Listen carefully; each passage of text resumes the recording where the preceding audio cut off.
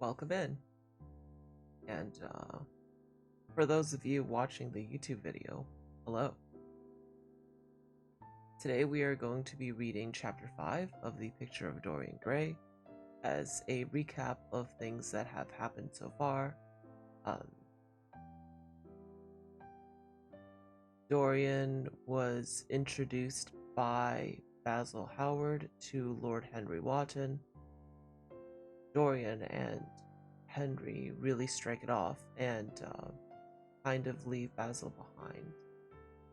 And then Dorian has met a actress who has portrayed various heroines of various plays in a very enchanting way and has promised to marry her. And that is where we begin in Chapter 5 of The Picture of Dorian Gray by Oscar Wilde. And thank you for joining me. I've put on some background music. I was suggested by a friend of mine to put on some classical music in the background because it would better suit the mood. So that is what I've done here today.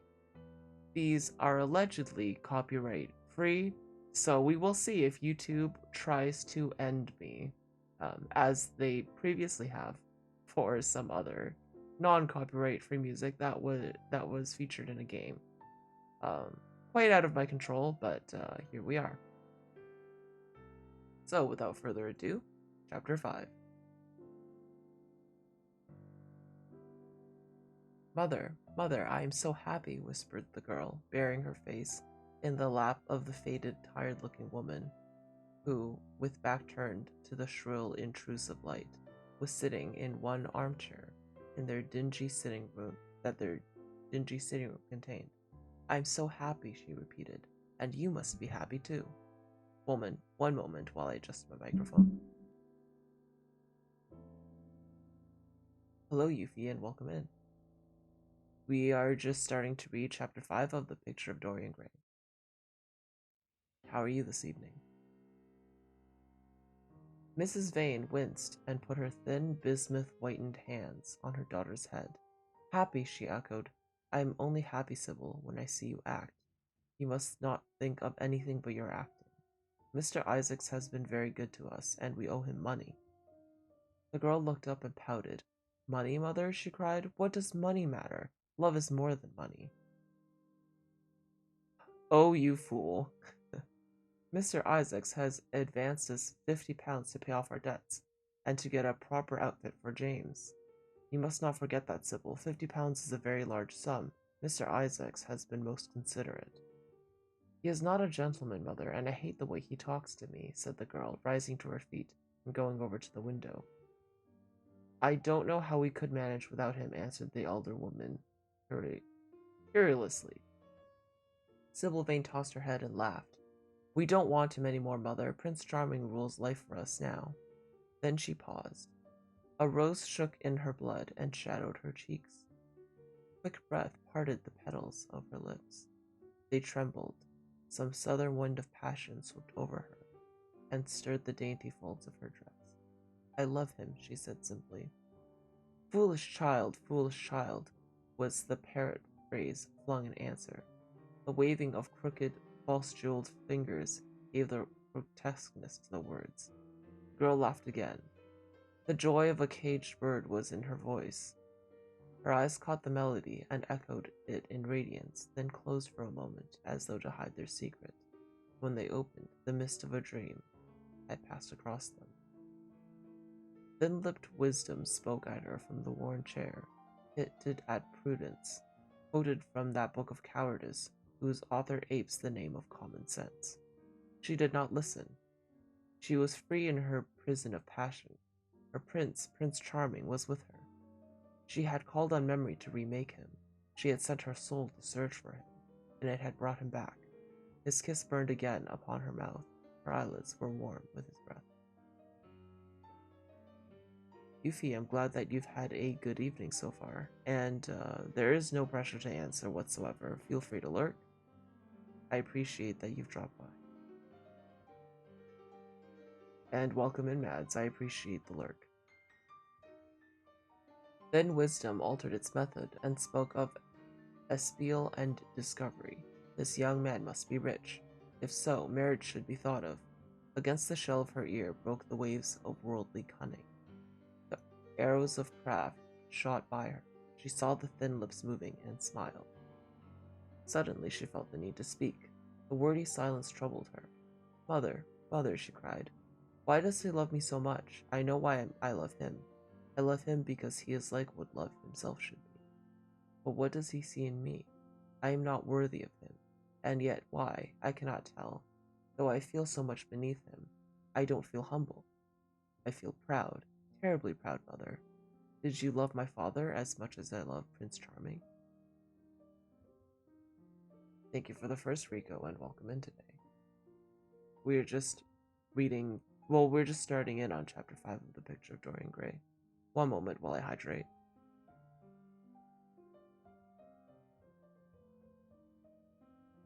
Here we go.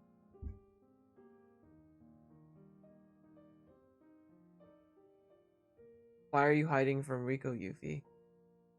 Also, while Rico is here, hold on, I will give them a shout out.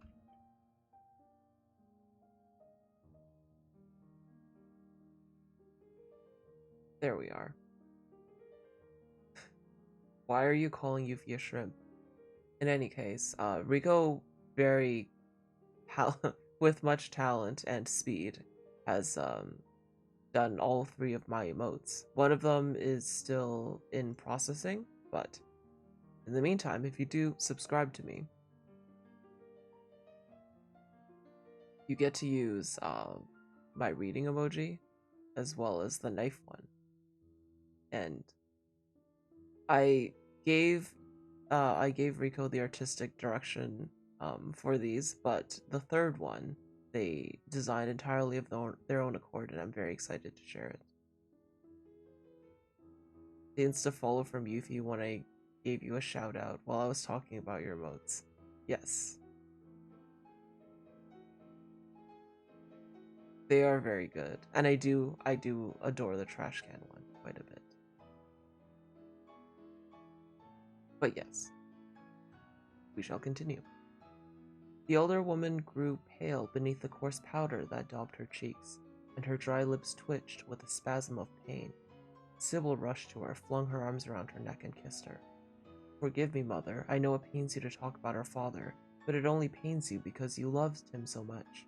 Don't look so sad. I am as happy today as you were 20 years ago. Ah, let me be happy forever. Yuffie likes the handsome crow boy. Well, it is not turned on right now, but I do have a thirst trap redeem. I have a few other redeems as well, if you'd like. And also, I currently am raising points, I suppose, for a 12-hour stream. I almost said 24. That would ruin me.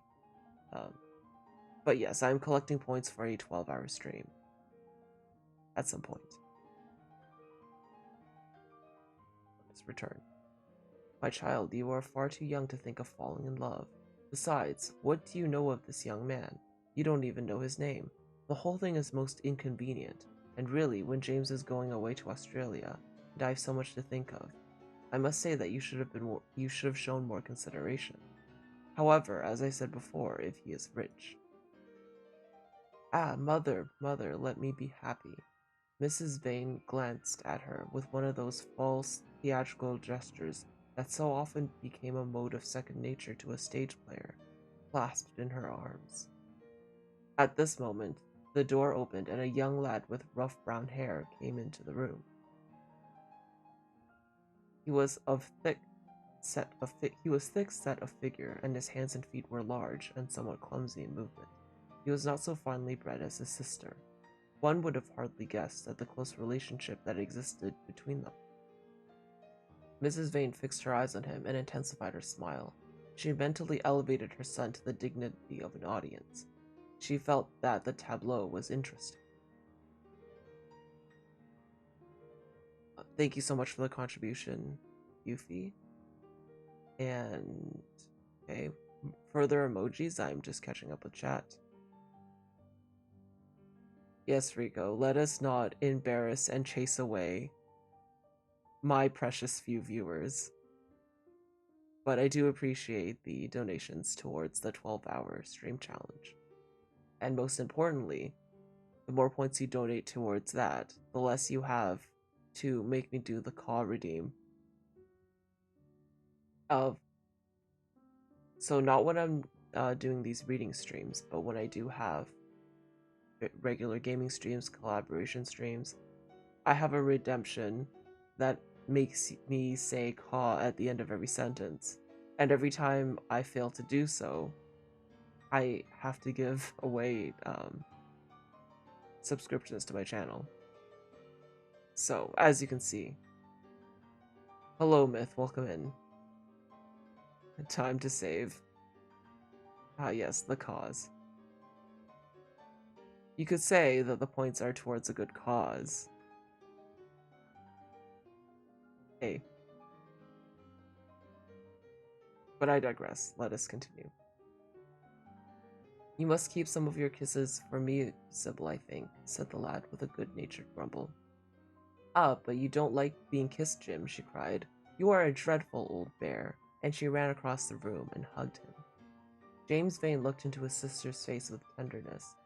I want you to come out with me for a walk, Sybil. I don't suppose I shall ever see this horrid London again.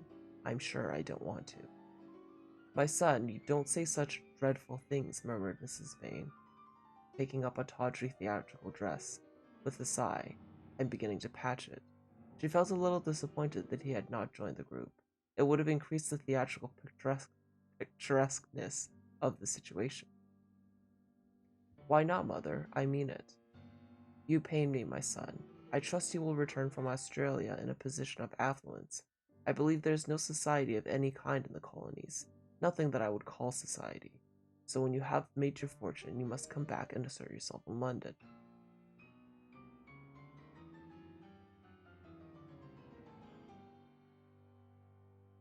Yes, the caw-caw.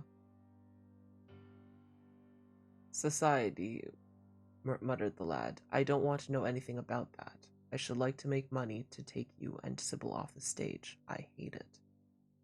Oh, Jim, said Sybil, laughing. How unkind of you. But are you really going for a walk with me? That will be nice. I was afraid you were going to say goodbye to some of your friends. To Tom Hardy, who gave you that hideous pipe, or Ned Langton, who makes fun of you for smoking it. It was very sweet of you to let me have your last afternoon. Where shall we go? Let us go to the park. I am too shabby, he answered, frowning. Only swell people go to the park. Nonsense, Jim, she whispered, stroking the sleeve of his coat. He hesitated for a moment. Very well, he said at last, but don't be too long dressing. She danced out of the door. One could hear her singing as she ran upstairs. Her little feet pattered overhead.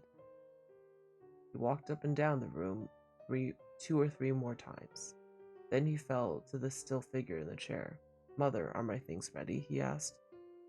Quite ready, James, she answered, keeping her eyes on her work. For some months past, she felt ill at ease when she was alone with this rough, stern son of hers. Her shallow, secret nature was troubled when their eyes met. She used to wonder if he suspected anything.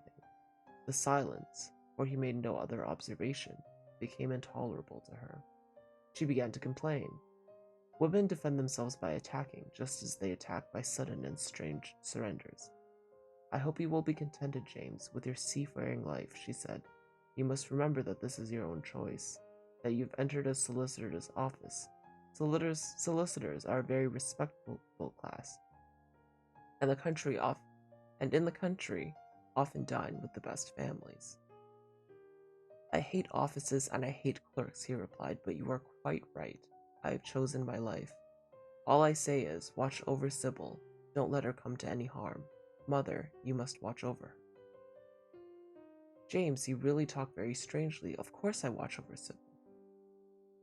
I hear a gentleman comes every night to the theater and goes behind to talk to her. Is that right? What about that? You are speaking about things you don't understand, James. In the profession, we are accustomed to receive a great deal of most gratifying attention. I myself used to receive many bouquets at one time. But that was when acting was really understood. As for Sybil, I do not know at present whether her attachment is serious or not, but there is no doubt that the young man in question is a perfect gentleman. He is always most polite to me. Besides, he has the appearance of being rich, and the flowers he sends are lovely. You don't know his name, though, the lad said harshly. No, answered the mother with a placid expression in her face. He has not yet revealed his real name. I think it is quite romantic of him. He is probably a member of the aristocracy. James Vane bit his lip. Watch over Sybil, mother, he cried. Watch over her. My son, you distress me very much. Sybil is under my special care. Of course, if this gentleman is wealthy, there is no reason why she should not contract an alliance with him. If he is one of the— I trust he is one of the aristocracy. Aristocracy? He has all the appearance of it, I must say. It might be a most brilliant marriage for Sybil. They would make a charming couple. His good looks are really quite remarkable. Everybody notices him. The lad muttered something to himself and drummed on the window pane with his coarse fingers. He had just turned round to say something when the door opened, and Sybil ran in. How serious both of you are, she cried. What is the matter? Nothing, he answered. I suppose one must be serious sometimes. Goodbye, mother. I will have my dinner at 5 o'clock. Everything is packed except my shirts, so you need not trouble. Goodbye, my son, she answered, with a bow of strained stateliness. She was extremely annoyed at the tone he had adopted with her, and there was something in his look that made her feel afraid. Kiss me, mother, said the little girl. Her flower-like lips touched the withered cheek and warmed its frost. My child, cried Mrs. Vane, looking up to the ceiling in search of an imaginary gallery. Come, Sybil, said her brother impatiently. He hated his mother's affections. They went out into the flickering, wind-blown sunlight and strolled down the Drury Euston Road. The passerby glanced in wonder at the sullen, heavy youth who, in coarse, ill-fitting clothes, was in the company of such a graceful, refined-looking girl. He was like a common gardener walking with a rose. Jim frowned from time to time when he caught the inquisitive glance of some stranger. He had that dislike of being stared at, which comes on geniuses late in life, and never leaves the commonplace. Sybil, however, was quite unconscious of the effect she was producing. Her love was trembling in laughter on her lips. She was thinking of Prince Charming, and that she might think of him all the more. She did not talk of him, but prattled on about the ship in which Jim was going to sail, and about the gold he was certain to find, about the wonderful hares whose life he was to save from the wicked, red-shirted bushrangers. For he was not to remain a sailor, or a supercargo, or whatever he was going to be. Oh no, a sailor's existence was dreadful. Fancy being cooped up in a horrid ship, with the hoarse, humpback waves trying to get in, and a black wind blowing the masts down and tearing the sails into long, screaming ribbons. He was to leave the vessel at Melbourne, bid a polite goodbye to the captain, and go off once to the gold fields. Before a week was over, he was to come across a large nugget of pure gold, the largest nugget that had ever been discovered, and bring it down to the coast in a wagon guarded by 6 mounted policemen. The bushrangers were to attack them 3 times and be defeated with immense slaughter. Or no. He was not to go to the goldfields at all. They were horrid places where men got intoxicated and shot each other in barrooms and used bad language. He was to be a nice sheep farmer, and one evening as he is riding home, he would see the beautiful heiress being carried off by a robber on a black horse and give chase and rescue her. Of course, she would fall in love with him, and he with her, and they would get married and come home and live in an immense house in London. Yes, there were delightful things in store for him, but he must be very good and not lose his temper or spend his money foolishly. She was only a year older than he was, but she knew so much more about life. He was sure also to write to her by every mail and to say his prayers each night before he went to sleep. God was very good and would watch over him. She would pray for him too, and in a few years he would come back quite rich and happy. The lad listened sulkily to her and made no answer. He was heartsick at leaving home. Yet it was not this alone that made him gloomy and morose. Inexperienced though he was, he still had a strong sense of danger of Sybil's position. This young dandy who was making love to her could mean her no good. He was a gentleman, and he hated him for that. Hated him through some curious race instinct for which he could not account. And for that reason was all the more dominant within him. He was conscious also of the shallowness and vanity of his mother's nature, and saw that infinite peril for Sybil and Sybil's happiness. Children begin by loving their parents. As they grow older, they judge them. Sometimes they forgive them. His mother, he had something on his mind to ask her, something that he had brooded on for many months of silence. A chance phrase that he heard at the theater, a whispered sneer that had reached his ears one night as he waited at the stage door, had set loose a train of horrible thoughts. He remembered it as if it had been the lash of a hunting crop across his face, his brows knit together in a wedge-like furrow, and with a twitch of pain, he bit his under lip. "You are not listening to a word I am saying, Jim," cried Sybil. "I am making the most delightful plans for your future. Do say something." "What do you want me to say?" "Oh, that you will be a good boy and not forget us," she answered, smiling at him. He shrugged his shoulders. "You are more likely to forget me than I am to forget you, Sybil." She flushed. "What do you mean, Jim?" she asked. "You have a new friend, I hear. Who is he? Why have you not told me about him? He means you no good." "Stop, Jim," she exclaimed. "You must not say anything against him. I love him." "Why, you don't even know his name," answered the lad. "Who is he? I have a right to know." "He is called Prince Charming. Don't you like the name? Oh, you silly boy. You should never forget it. If you only saw him, you would think him the most wonderful person in the world. Someday you will meet him, when you come back from Australia. You will like him so much. Everybody likes him, and I love him. I wish you could come to the theater tonight. He is going to be there, and I am to play Juliet. Oh, how I shall play it. Fancy, Jim, to be in love and to play Juliet, to have him sitting there, to play for his delight. I'm afraid I might frighten the company, frighten or enthrall them. To be in love is to surpass oneself. Poor dreadful Mr. Isaacs will be shouting genius to his loafers at the bar. He has preached me as a dogma. Tonight he will announce me as a revolution. I feel it. And it is all his only Prince Charming, my wonderful lover, my god of graces. And I am poor beside him. Poor? What does that matter? When poverty creeps in at the door, love flies in through the window. Our proverbs want rewriting. They were made in winter, and it is summer now. Springtime for me, I think. A very dance of blossoms in blue skies. Thank you very much for the follow, Basil, and welcome to the long sleep.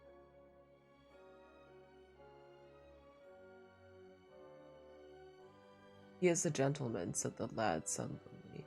"A prince," she cried musically. "What more do you want? He wants to enslave you." I shudder at the thought of being free. I want you to be aware of him. To see him is to worship him. To know him is to trust him. Sybil, you are mad about him. She laughed and took his arm. "Dear old Jim, you talk as if you were 100. Some day you will be in love yourself, and then you will know what it is.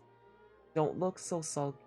Surely you should be glad to think that, though you are going away, you leave me happier than I've ever been before. Life is hard for us both, terribly hard and difficult. And it will be different now. You are going to a new world, and I have found one.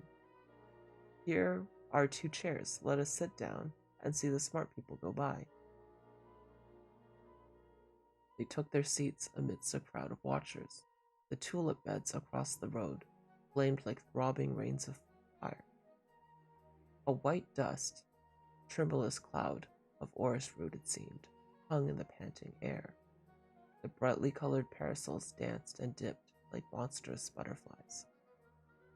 She made her brother talk of himself, his hopes, and his prospects. He spoke slowly and with effort. They passed words to each other as players at a game pass counters. Sybil felt oppressed. She could not communicate her joy.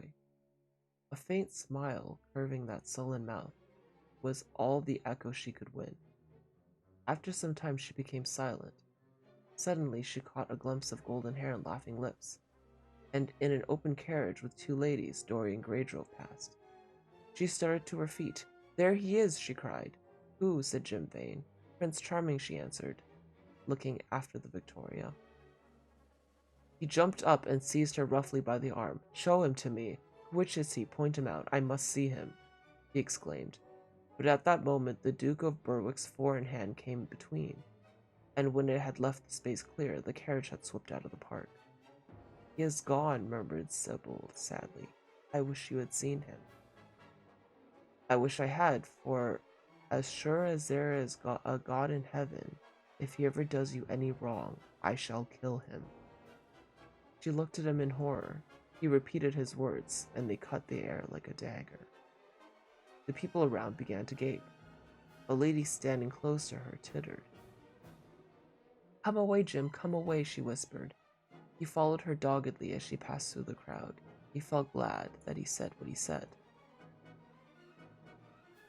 When they reached the Achilles statue, she turned around. There was pity in her eyes that became laughter on her lips. She shook her head at him. "You are foolish, Jim, utterly foolish, a bad-tempered boy, that is all.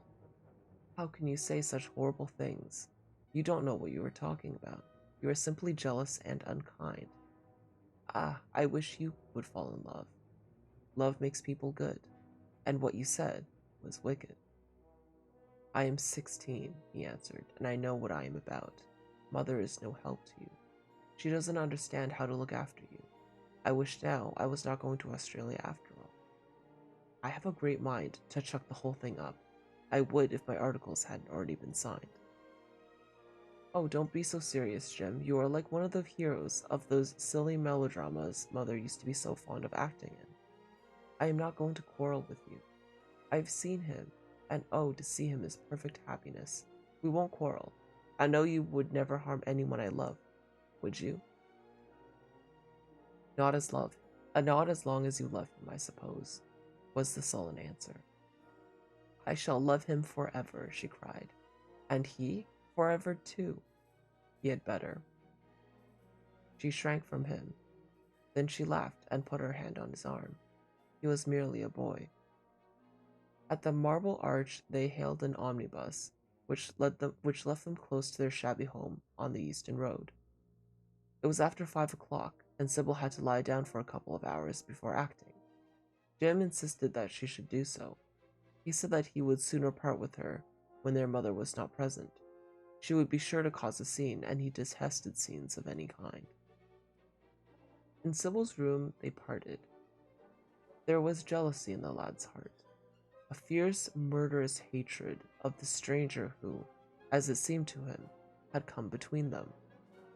Yet when her arms were flung around his neck, and her fingers strayed through his hair, he softened and kissed her with real affection. There were tears in his eyes as he went downstairs. His mother was waiting for him below. She grumbled at his unpunctuality as he entered. He made no answer but sat down and ate his meager meal. The flies buzzed around the table and crawled over the stained cloth. Through the rumble of omnibuses and the clatter of street cabs, he could hear the droning voice, devouring each minute he has left it. After some time, he thrust away his plate and put his head in his hands. He felt that he had a right to know. It should have been told to him before, if it was as he suspected. Laden with fear, his mother watched him. Words dropped mechanically from her lips. A tattered lace handkerchief twitched in her fingers. When the clock struck 6, he got up and went to the door. When he turned back and looked at her, their eyes met. In hers he saw a wild appeal for mercy, and it enraged him. Mother, I have something to ask you, he said. Her eyes wandered vaguely about the room. She made no answer. Tell me the truth, I have a right to know. Were you married to my father? She heaved a deep sigh. It was a sigh of relief. The terrible moment, the moment that night and day for weeks and months she had dreaded, had come at last, and she felt no terror. Indeed, in some measure, it was a disappointment to her. The vulgar directness of the question called for a direct answer.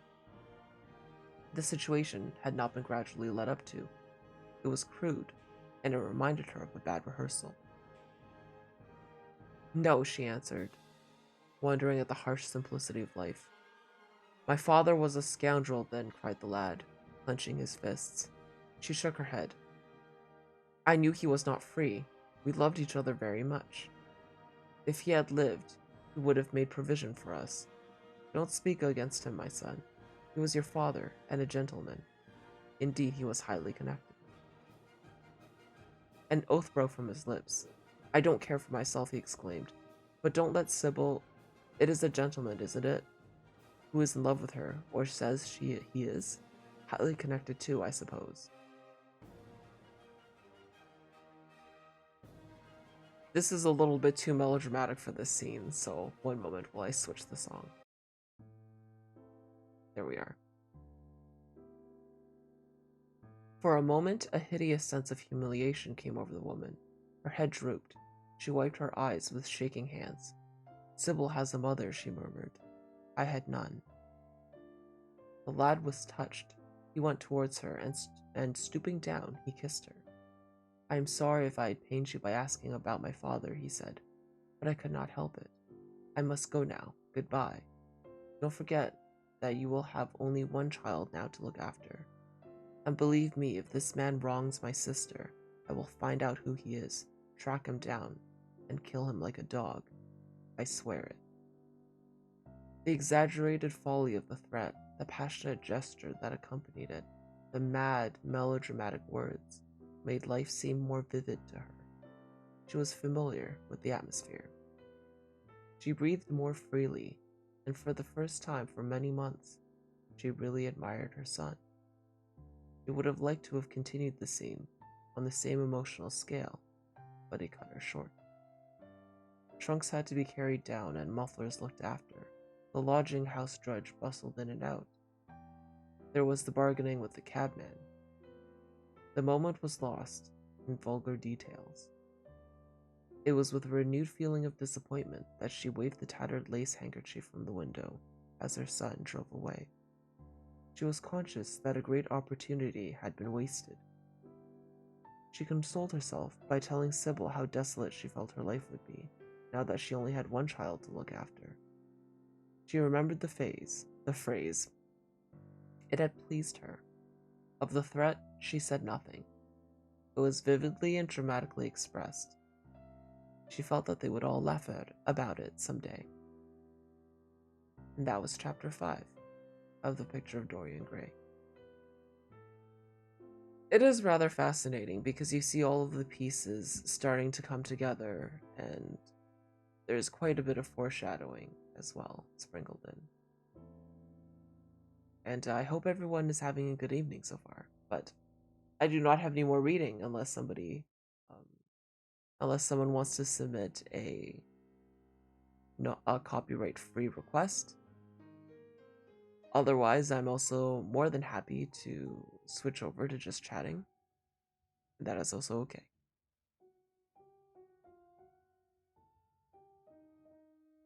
One moment.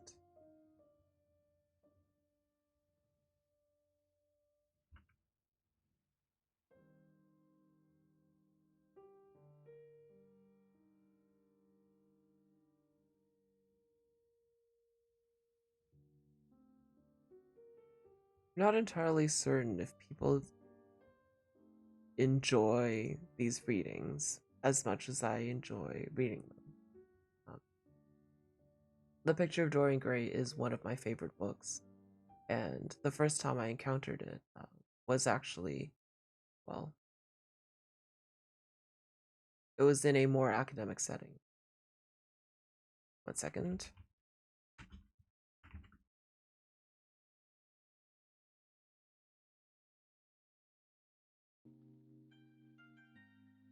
I do like this playlist. So whenever I do stream, I pick copyright-free music, obviously, so that I can post it to YouTube. But Sakura Dreams is it's a very nice playlist, albeit a little bit stereotypical in a sense, but it's by Harris Heller, which I will be crediting as well.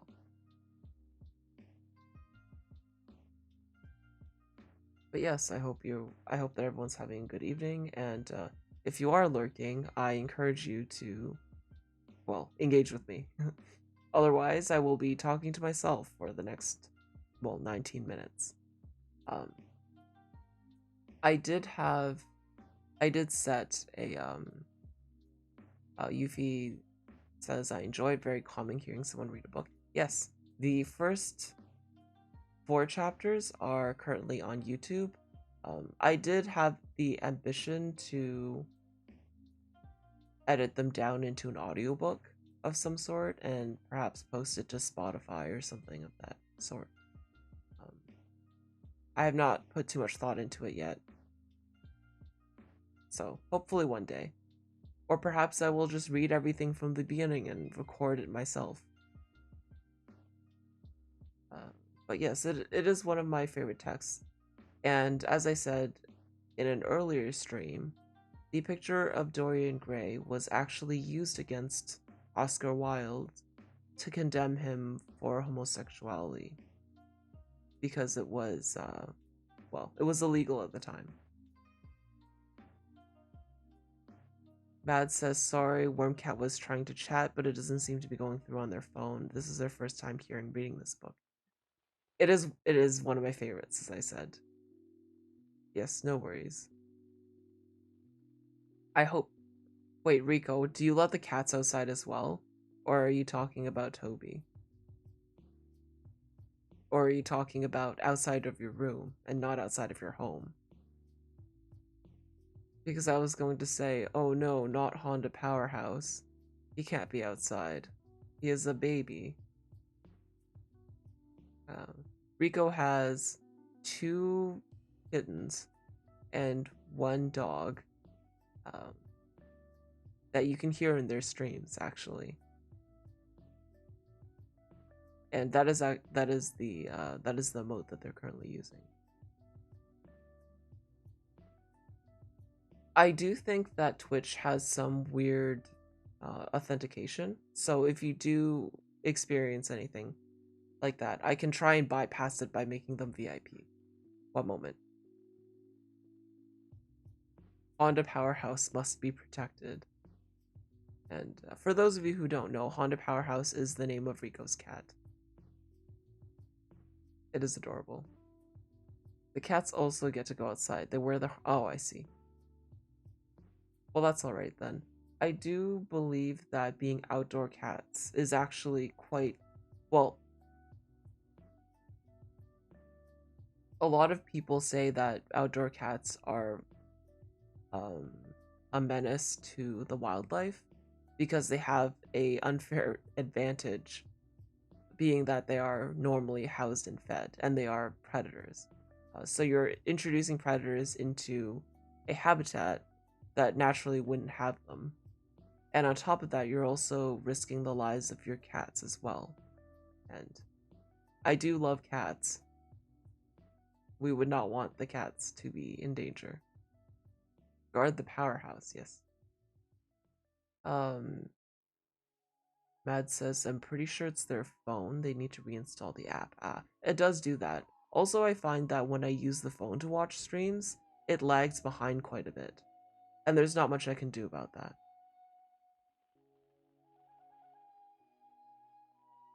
I'm trying to think of what I have going on next week. I don't think we're reprising The Forest next week. I think it might be the week after. We were supposed to play chapter 2 on Tuesday, but something came up. That's alright. We are trying to rebook. I would like to play Pico Park again at some point, so I will have to reach out to Shima and see what she says. Exactly. You wouldn't want those fluffy, adorable apex predators out there because we do care about the birds.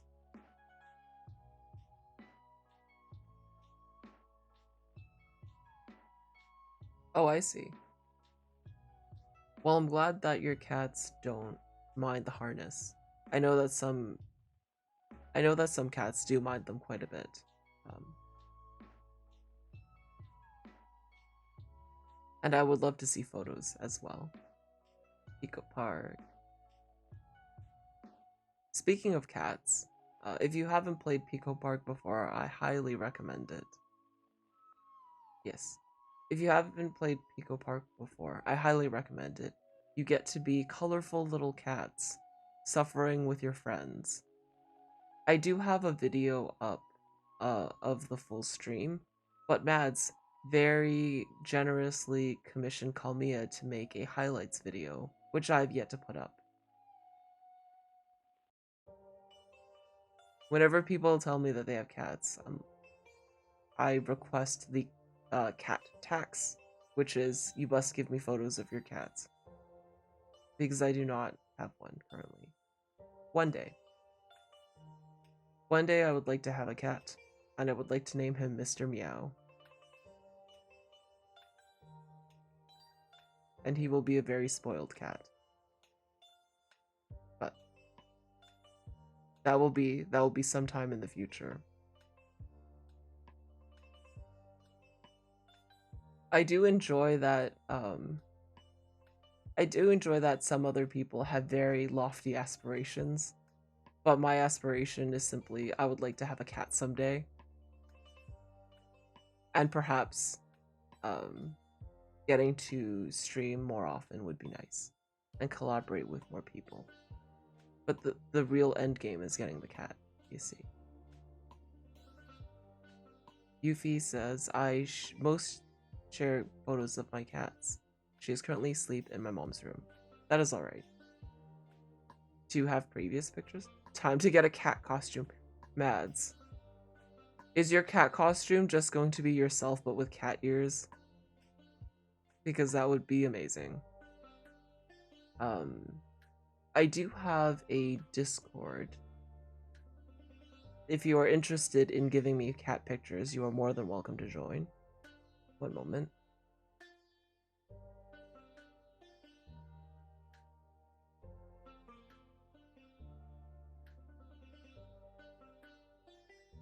How do I invite people? Here we are.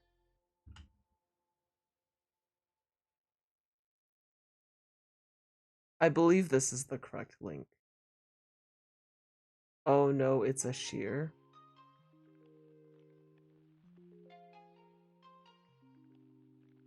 I'm not I believe that might be a typo.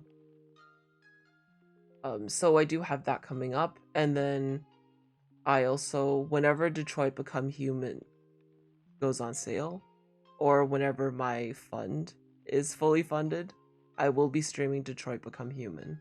I'm very much looking forward to that. And I'm trying to think of what else I have coming up. Mostly it's the Forest, Pico Park. I do want to play more Stardew Valley. I've been playing that with Kiko Nico and Mads, obviously, as well as Silas Smiles. So, quite a few collaborations coming up. I believe the only solo streams that I end up doing are the reading streams.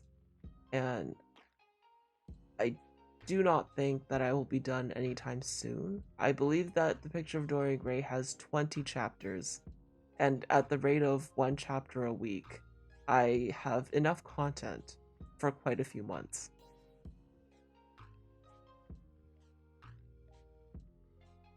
Let's see here.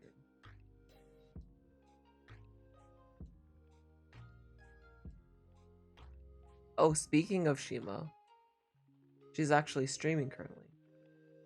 So now I know who we will be rating afterwards.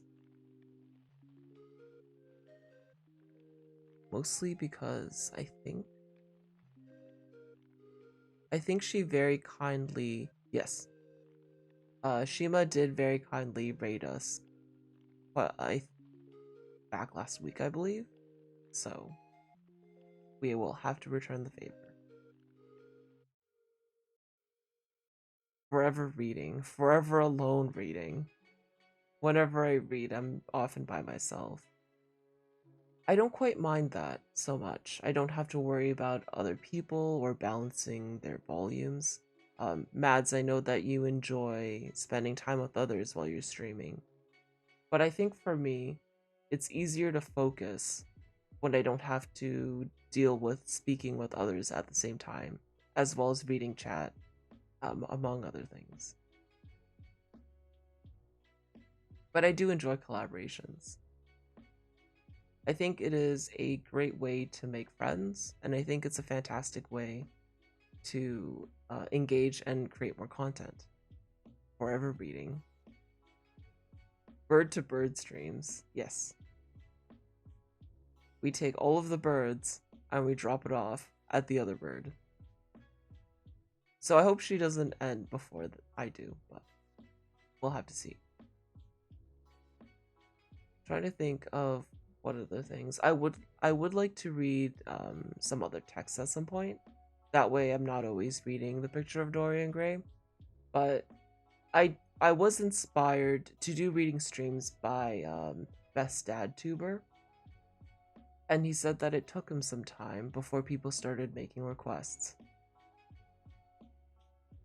Myth says caw, in parentheses, with the intention to blend in with birds. Yes. Because I am fluent in bird, I understood that without having to read the parentheses. Matt says makes sense. I kind of need these more relaxing streams. Yes. Rico says I enjoy collabs, but boy oh boy, I get overwhelmed with audio. So I was watching back the Among Us stream, and the audio was all over the place. There were a few people that were very quiet and others that were very loud, but I swear when I was streaming, they all sounded the same. I feel like when I'm in a call, my ears just automatically audio balance everyone, but when you're outside of that situation, it's really easy to tell. So that was a bit unfortunate because a few people were very quiet by comparison. And I don't know how people do it. It's quite something.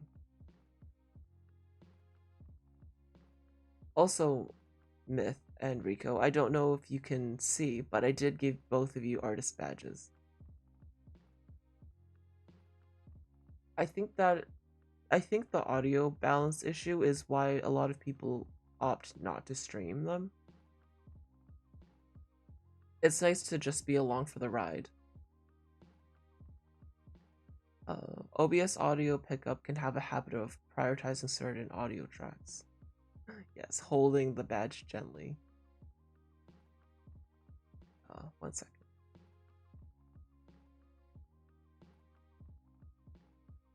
But yes. So the thing is, Myth, is that all of the audio coming in is coming from Discord, which is technically the same audio source, right?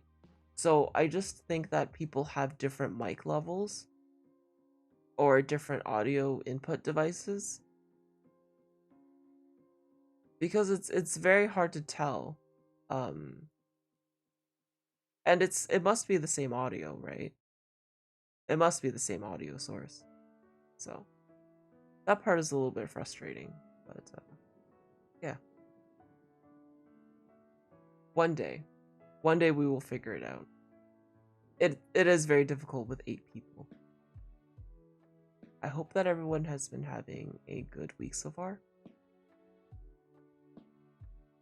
I hope that your days have been relaxing, and I wish you sweet dreams.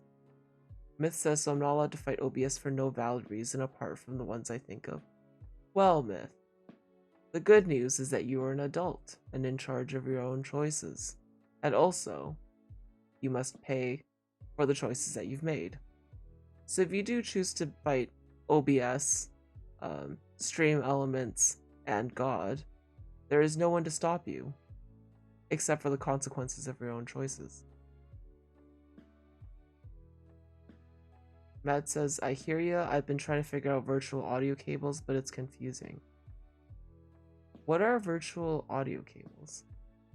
You fear nothing. You are getting your sword. Well, good luck to you. Yes, my day is going quite well, actually. It's a little bit cheesy, but it is a little bit better now that we're all here together.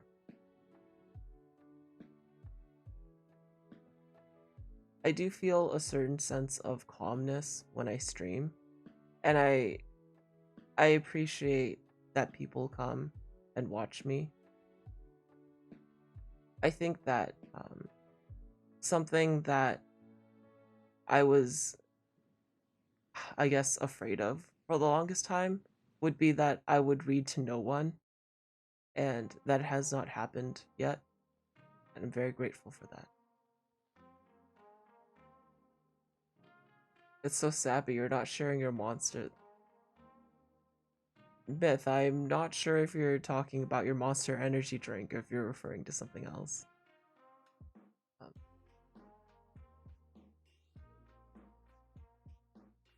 When I first started streaming, I didn't really have too much of a plan. All I knew was that I wanted to read, and I hoped that people would want me to read to them. So I think I'd like to get to a part where people start requesting things of me, but until then, I'm content to share my favorite stories with everyone. Oh, the drink. Myth. Myth says, I mean the drink, but I do have monster characters as well, depending on your taste, cough cough. I will refrain from commenting. And with that, let's end the stream. I think that it is time to go.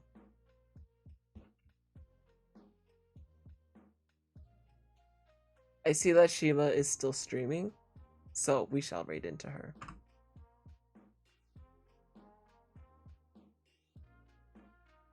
I do not see those eye emojis. I do not see. But yes, thank you for joining me once again.